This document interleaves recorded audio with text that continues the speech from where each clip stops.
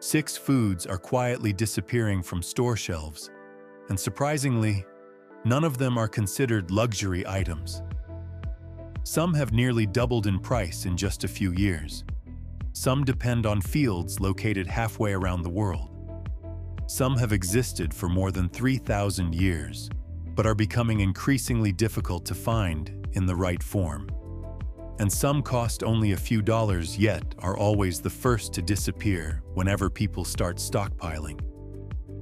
This is not a rumor. It is the result of supply chains, extreme weather, and consumer demand quietly reshaping the familiar shelves we see every day. What is interesting is that experienced food stockpilers do not wait until the shelves are empty. They buy when everything still looks completely normal. And once you understand the real reasons behind these 6 foods, there is a good chance that the next time you walk into a grocery store, you will look at those familiar shelves very differently. 6. Canned tomato paste. 95%. That is the number that makes a small can of tomato paste far more noteworthy than it appears. About 95% of America's processed tomatoes come from California, primarily from the Central Valley. In other words, nearly the entire United States depends on a single growing region for tomato paste, tomato sauce, and many other canned tomato products. Under normal circumstances, that does not concern anyone.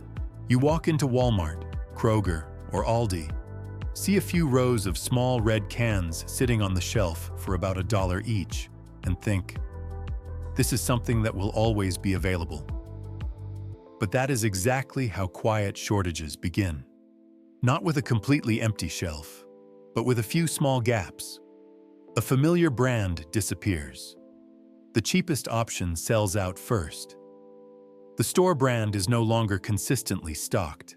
It is available one week, and the next week, only a few dented cans are left sitting in the corner of the shelf. The first reason goes back to that growing region itself, California. Tomatoes grown for processing are not the same as the fresh tomatoes you buy at a farmer's market.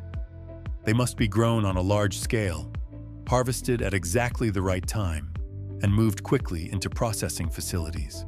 When California faces droughts, irrigation shortages, or rising water costs, the entire system comes under pressure.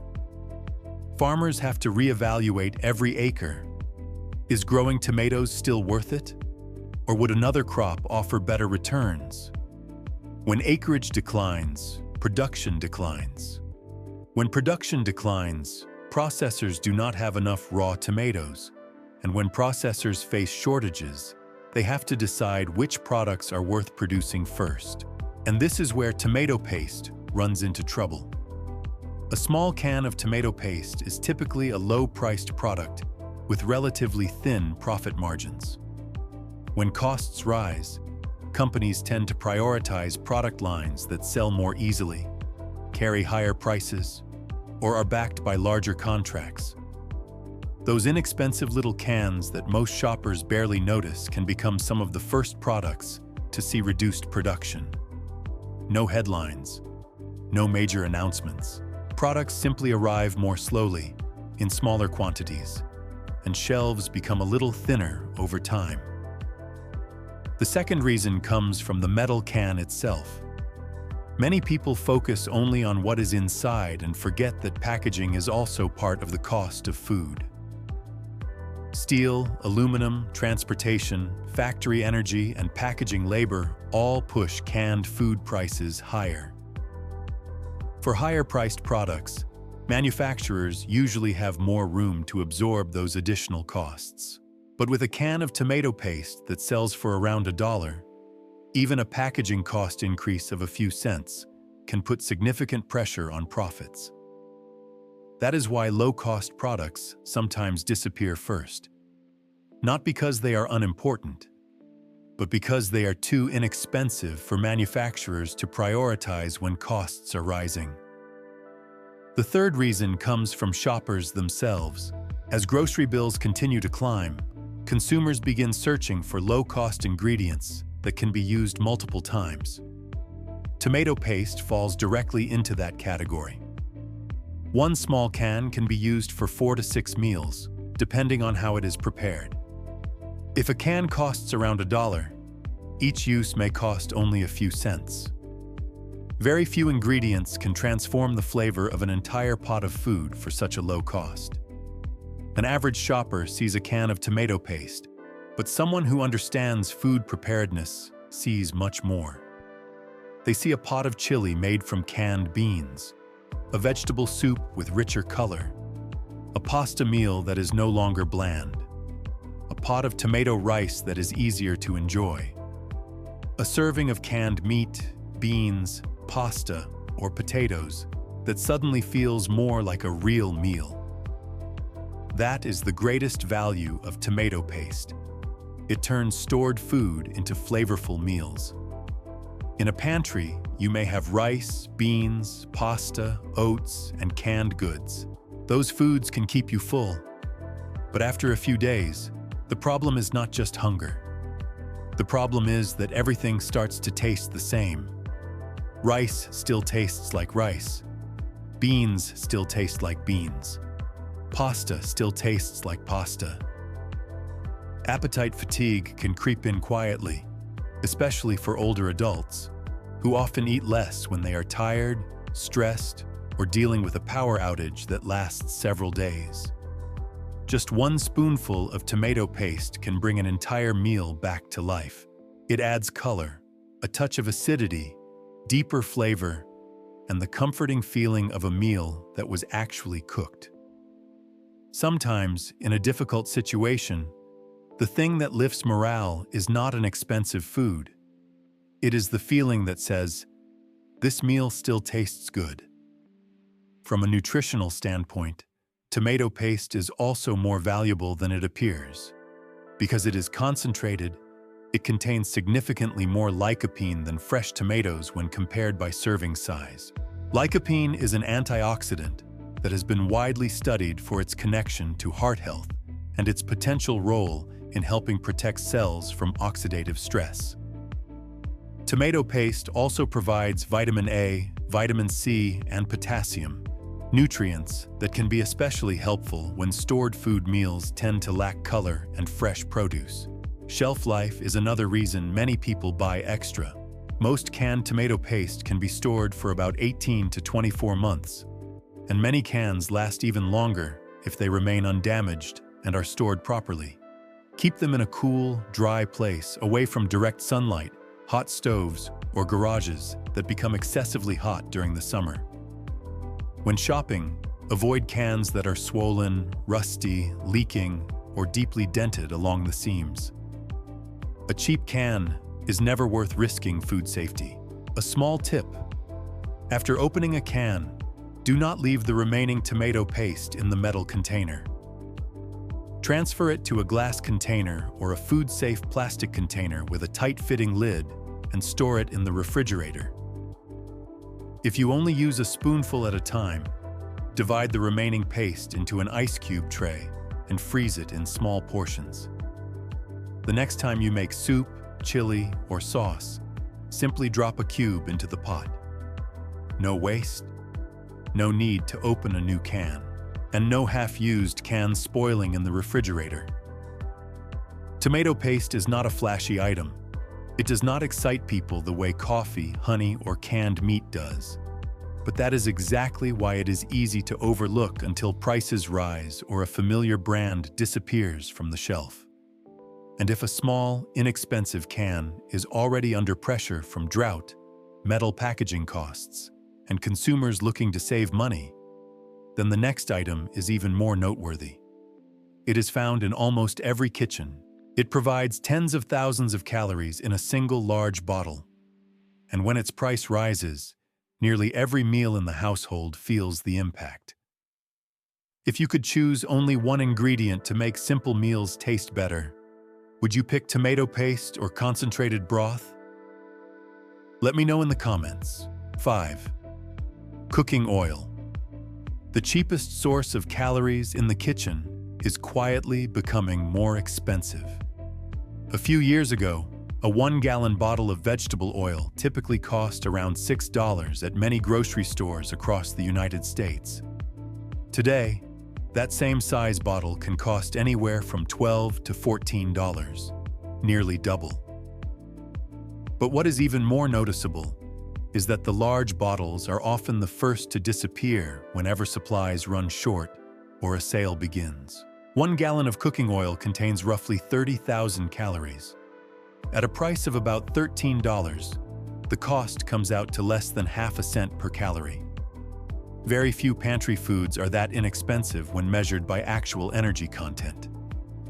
The first reason comes from the global vegetable oil market. Ukraine was once one of the world's largest exporters of sunflower oil. As the conflict has continued, production and transportation have been disrupted, forcing many manufacturers to shift towards soybean oil, palm oil, and other alternatives. When too many buyers compete for the same replacement supplies, prices begin to rise. The second reason is weather. Extreme heat, irregular rainfall, and El Niño conditions can reduce palm oil production in many major producing countries. Palm oil is not used only for cooking. It is also found in countless processed foods. When supplies become strained, the pressure spreads across the entire vegetable oil market. The third reason is the cost of energy and transportation. The seeds must be harvested, transported to processing facilities, pressed into oil, refined, bottled, and then moved through distribution centers before finally reaching store shelves. If fuel costs, electricity prices, plastic bottle costs, or shipping expenses increase, those costs eventually show up on the shopper's grocery bill. This is why many people who prepare food supplies do not view cooking oil as a seasoning. They view it as a strategic source of energy. Rice, beans, pasta, and oats can help keep you full, but they contain very little fat. A food storage system made up entirely of starches and canned goods may look well stocked, but after a few weeks of relying on it, the body can begin to lack essential fats. The result is not just less satisfying meals. It can mean fatigue, feeling hungry more often, difficulty concentrating, and reduced absorption of fat-soluble vitamins such as A, D, E, and K. Just 1 tablespoon of oil provides about 120 calories.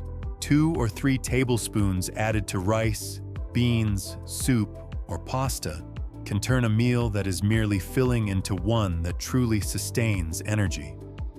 This is especially important for older adults, who often eat less but need meals with a higher nutrient density. An average shopper sees a bottle of cooking oil. Someone who understands preparedness sees hundreds of meals, dozens of pots of soup, and a low-cost source of calories that may not remain low-cost in the future. When it comes to storage, most unopened vegetable oils remain in good condition for about 1 to 2 years if kept in a cool, dry place away from sunlight and excessive heat. Do not store oil in a hot garage or next to the stove. Heat causes oil to oxidize more quickly and develop a rancid smell. The best strategy is rotation. For example, if your household uses about 1 gallon per month, consider keeping 3 to 6 gallons on hand. Always use the oldest bottle first, then replace it with a new bottle on your next shopping trip. If you use less oil, avoid stockpiling too much vegetable oil at one time. Instead, keep some coconut oil or small bottles of olive oil as well. They serve different purposes and help add variety to meals. Cooking oil is not the kind of product that grabs attention in a thumbnail, but when prices rise, nearly every meal feels the impact. A little oil can make vegetables taste better, make rice easier to enjoy, give beans more flavor, and make a pot of soup feel more substantial. If you could add only one item to your shopping cart today, would you choose a large bottle of cooking oil or a bag of rice? Share your answer in the comments. And if cooking oil is the quiet source of calories in the kitchen, The next item comes from the ocean. It is rich in protein and omega-3s, and it is facing pressure from changes taking place beneath the surface of the water. Changes that most of us cannot see with our own eyes. 4. Canned sardines and mackerel. The ocean is changing, and these small cans are telling the story. 3 years ago, you could toss a can of sardines or mackerel into your shopping cart for around $2 without giving it much thought. Today, many familiar brands cost between $3.50 and $4.50, and even more for varieties packed in olive oil or labeled as wild caught. That is nearly a doubling in price over a very short period of time.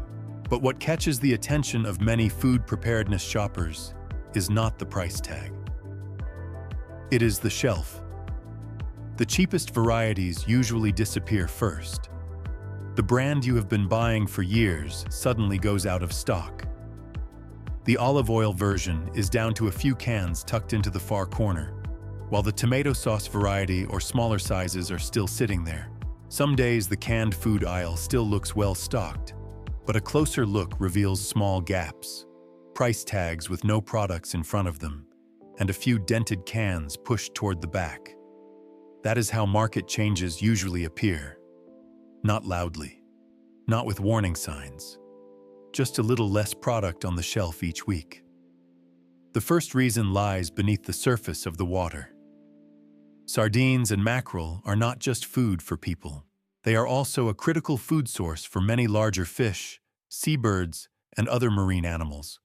When surveys show that fish populations are declining or recovering more slowly than expected, fishery management agencies reduce catch limits in order to protect those stocks. It may sound like nothing more than an administrative decision, but the effects spread very quickly. Lower catch limits. Fewer fishing vessels allowed to go out. Fewer fish arriving at port. Less raw material reaching canneries. And ultimately, fewer cans of fish on grocery store shelves. It is a very simple chain reaction, but one that directly affects shoppers. The second reason is ocean temperature. Over the past several years, water temperatures in many fishing regions have changed noticeably. The fish have not disappeared completely. They have simply moved to colder waters or farther offshore in search of suitable conditions. That means fishing vessels must travel farther, stay at sea longer, and consume more fuel. The can of fish in your hand does not contain only fish and oil. It also contains fuel costs, cold storage expenses, labor costs, transportation costs, and hundreds of hours of work at sea. When all of those costs rise at the same time, the final retail price can hardly remain unchanged. The third reason comes from consumers themselves. More and more people view canned fish as an ideal pantry staple. It is rich in protein, easy to carry, ready to eat straight from the can, and requires no cooking. People living alone, older adults, families preparing for hurricane season, and those who simply want a quick meal are all turning to the same product. When demand rises but supply cannot expand quickly, pressure on the market is inevitable. If a family once bought 4 cans a week for about $8, today they may have to spend $14 to $18 for that same amount of food. Over the course of a month, the grocery bill increases by several extra dollars. Over the course of a year, the difference can add up to several $100s from canned fish alone. That is why many preparedness-minded shoppers do not buy canned fish out of fear. They buy it because of its value. A single small can typically provides about 20 to 25 grams of high-quality protein, along with omega-3 fatty acids, vitamin D, vitamin B12, and calcium if you eat the soft bones. Very few canned foods deliver that much nutrition in such a compact package. There is something interesting about that. A pantry can be filled with rice, pasta, beans, and canned goods, yet still lack a natural source of omega-3s. You may have plenty of calories. You may feel full, but your body can still be missing the healthy fats that support heart health, brain function, and overall wellness. An average shopper sees a can of fish. Someone who understands preparedness sees a complete meal that can be opened and eaten immediately. No electricity, no stove, no water, no time spent cooking. That is a value that is very difficult to replace during a power outage, or when you simply want a quick meal that is still nutritious. From a practical standpoint, a can of fish can be eaten straight from the can with crackers, hot rice, salad, sandwiches, or pasta. In just a few minutes, you have a protein-rich meal without using additional fuel or cooking equipment. Most canned sardines and mackerel have a shelf life of 3 to 5 years, as long as the can remains intact and is stored in a cool, dry place. Avoid cans that are swollen, rusty, or deeply dented along the seams, since those areas are critical to maintaining the product's seal. Here is a small tip that many experienced shoppers follow. Do not look at the can size first. Look at the nutrition label. A small can containing more than 20 grams of protein can sometimes offer better value than a larger can filled with more sauce but less fish. It is also a good idea to rotate between sardines and mackerel to diversify your nutrient sources and reduce dependence on a single product. I would love to hear your answer to this. If you could keep only one type of canned fish in your pantry, would you choose sardines, mackerel, or tuna? Let me know in the comments. 3. Instant coffee. Every jar depends on the weather across 2 continents. A jar of instant coffee used to cost only about $7 to $8 at many grocery stores. Today, many familiar brands have climbed to $10 to $12, and even higher if it is a large jar or a well-known brand. It may sound like only a few extra dollars, but if a household uses 2 jars a month, that difference can add up to nearly $70 a year. And the most interesting part is not just the price, it is the shelf. The large jars usually sell out first. Store brands disappear first. Decaf options become harder to find. Sometimes the coffee aisle still looks fully stocked, but a closer look reveals that only the smaller sizes remain, with a higher cost per ounce, or premium varieties that you never planned to buy in the first place. The first reason comes from Brazil, the country that produces about 1/3 of the world's coffee. When Brazil experiences drought, frost, or a weak harvest, the global market reacts almost immediately. Lower production pushes coffee inventories down. When inventories become tight, coffee roasters have less flexibility to wait for better prices. They have to compete for supplies earlier, pay more, and sign contracts at higher prices. And that is when the domino effect begins. Farms harvest less, inventories become thinner, roasters pay more, distributors add additional costs, and eventually, shoppers see the familiar jar of coffee cost a few dollars more on the supermarket shelf.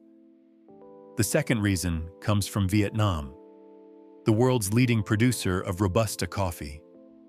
This is something many people do not realize. Robusta is not used only for inexpensive coffee. It is an extremely important ingredient in instant coffee because of its high caffeine content, bold flavor, and suitability for large-scale production. When Vietnam's Central Highlands experience drought, delayed rainfall, or lower harvest yields, instant coffee manufacturers around the world feel the impact directly.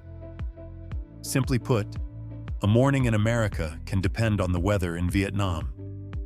When Robusta supplies become tight, instant coffee manufacturers must compete at the same time with coffee roasters, beverage brands, and major importers.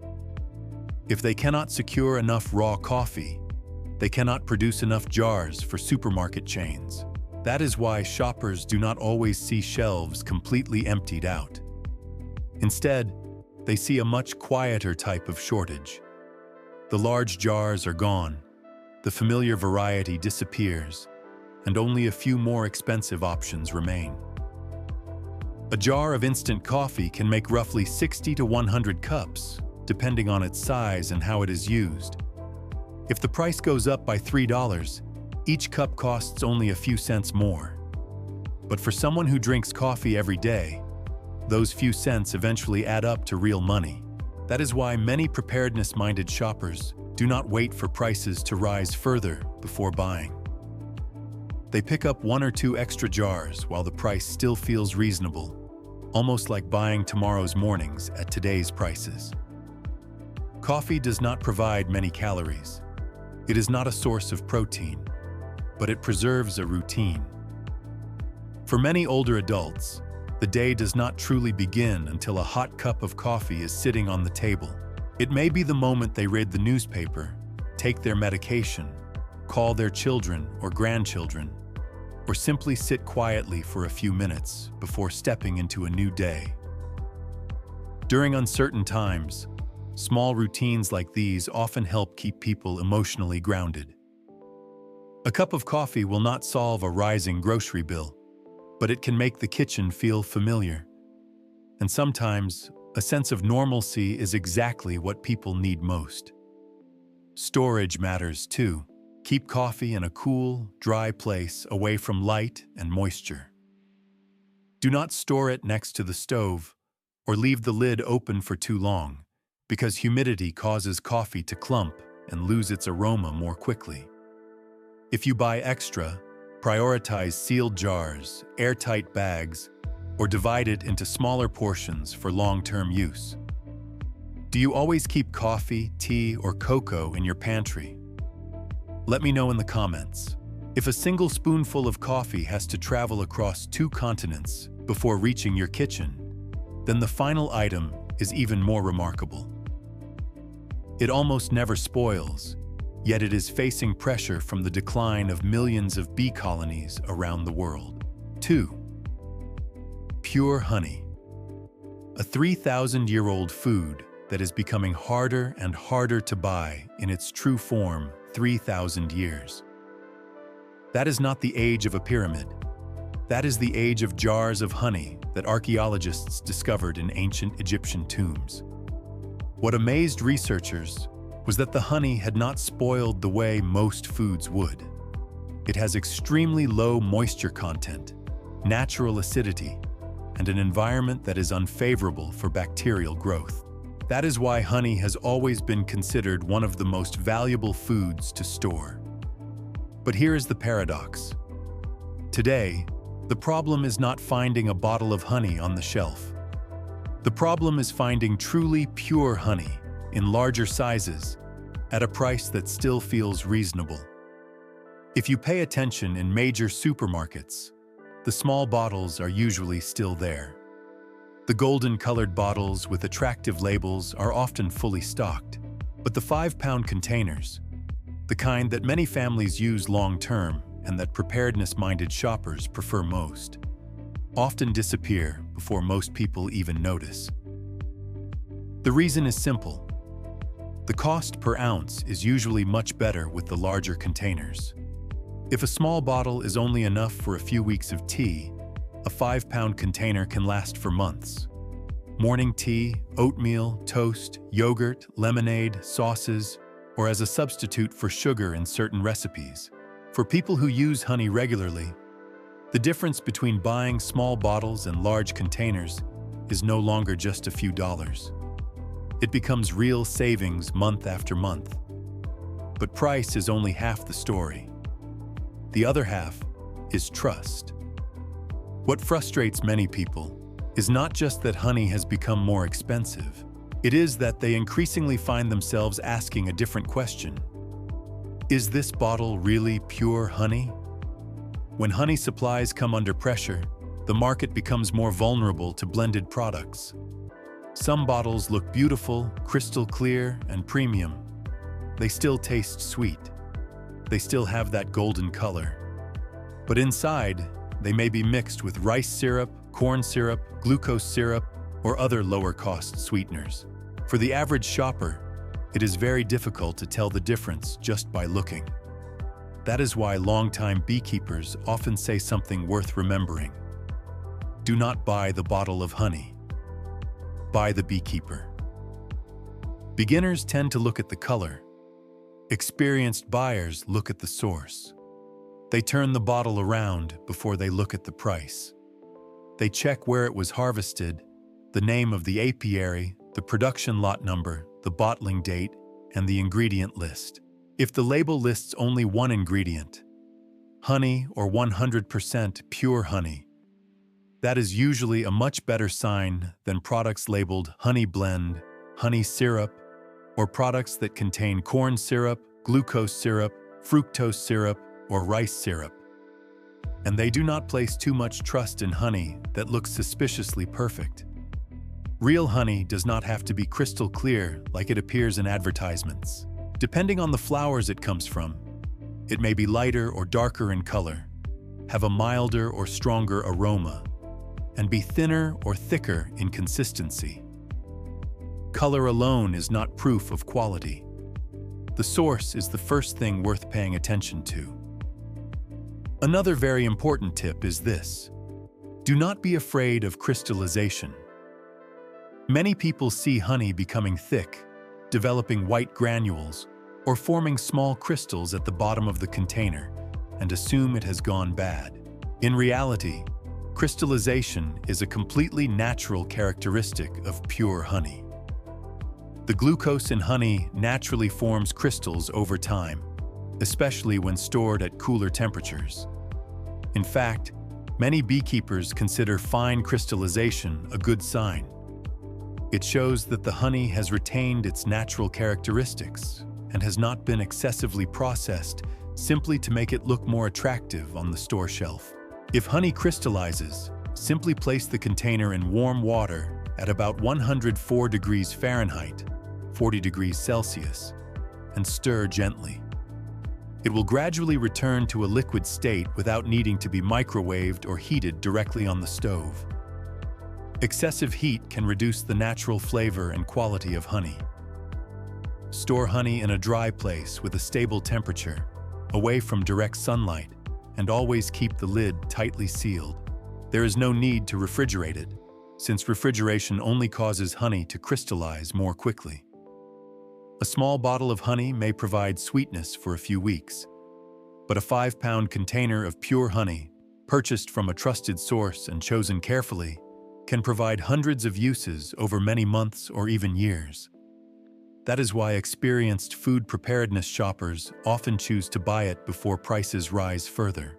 I would love to hear your answer to this. When buying honey, do you look at the price first, the brand first, or the source first? Let me know in the comments. 1. Iodized salt. Iodized salt deserves the #1 spot because it is inexpensive, stores well, is used every day, and has almost no true substitute. A 26-ounce container of salt costs only about $2 to $3, yet it can be used for hundreds of meals. When you break it down, each use costs only a tiny fraction of a cent. In the entire grocery store, very few products cost so little while affecting so many meals. The problem is that salt is so inexpensive that many people do not give it much thought. They may buy extra canned meat, pasta, rice, coffee, or honey, but forget one simple fact. Without salt, nearly every stored food becomes much harder to enjoy. Rice without salt will still fill you up. Beans without salt will still provide protein. Soup without salt will still provide hydration.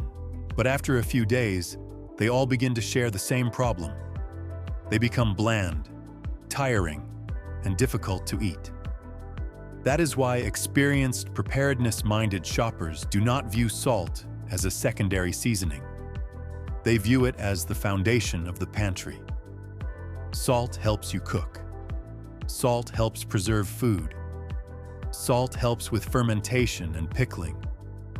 Salt helps season foods before storage. Salt makes simple meals easier to enjoy. A small amount of salt can turn a bland pot of soup into a decent meal, make boiled vegetables more appealing, give oatmeal more flavor, and help a simple plate of rice feel like a real meal. The important thing is choosing the right type. For everyday use, iodized salt is generally a better choice than regular salt. Iodine is an essential nutrient for thyroid function, and for households that do not eat seafood regularly, iodized salt remains a simple, inexpensive, and familiar source of it. However, if you are using salt for pickling, fermenting vegetables, or preserving food, read the recipe carefully. Some preservation methods require salt that does not contain anti-caking agents.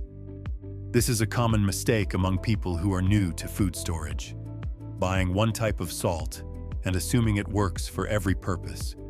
Storing salt is not difficult, but moisture must be avoided. Do not keep salt next to the stove, near the dishwasher, or anywhere exposed to steam. Salt absorbs moisture very quickly, making it clump together and become harder to use. Salt does not spoil the way milk or cooking oil can spoil, but improper storage can make it inconvenient at exactly the moment you need it most. One of the best strategies is to buy several medium-sized or small containers instead of opening one large bag and using it for years. Unopened containers stay cleaner, drier, and are easier to rotate. If you buy salt in bulk, divide it into airtight containers and add a food-safe desiccant packet or a few grains of dry rice to help reduce clumping. With iodized salt, regular rotation is a good idea. The salt itself can remain stable for a very long time, but the iodine content may gradually decline when exposed to light, moisture, or high temperatures. Use the oldest container first and replace it with a new one. It is the simplest approach. What makes salt special is not that it is rare, it is that it is essential. During a stock-up rush, the items that disappear the fastest are rarely the most expensive ones. They are usually the familiar, inexpensive products that people use every day. No one stands in the middle of a grocery store debating whether to buy salt.